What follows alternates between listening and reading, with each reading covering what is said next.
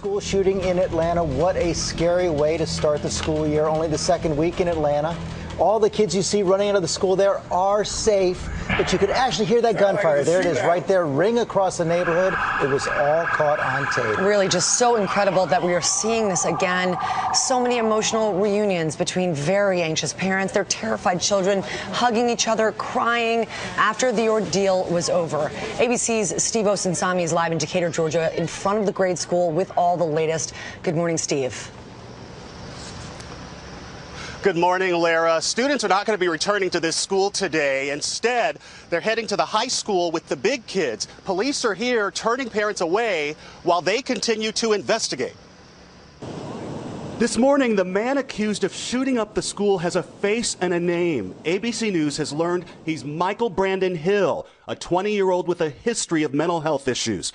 Overnight, police searched Hill's home, the bomb squad blowing open his trunk. This frightening and all too familiar scene began just after 12:45 Tuesday. Police say the young man followed someone through the doors of Atlanta's Ronald E. McNair Academy, where over 800 children were attending pre-K through 5th grade. He headed straight for the front office, armed with an assault weapon and other guns, and met bookkeeper Antoinette Tuff. He said that he didn't have any reason to live, and that he knew he was going to die today. Minutes later, cafeteria manager Malcolm Quillen walked in. Ms. Tuff told me that the gentleman was serious about me following his instructions. As soon as she said the word serious, he just fired a gun off into the wall. Quillen says the gunman told him to leave, and he did. I called my principal, told him that there was a gunman in the building, called 911. The disturbed young man asked Tuff to call our local ABC affiliate, WSB. She said, he wants you to start filming as police officers die.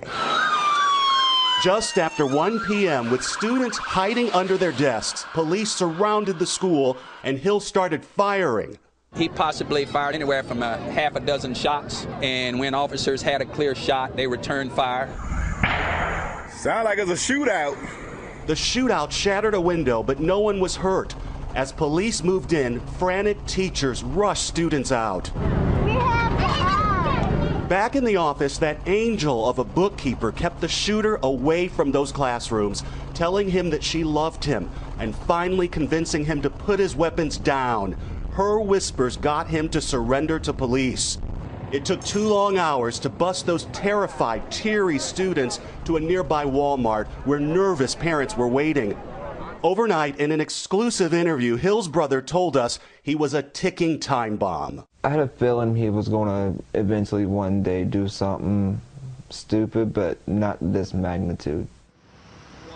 He told us his brother's pharmacy, his brother's medicine cabinet looked like a pharmacy and that he got into trouble young, first stealing from schools and then breaking into churches.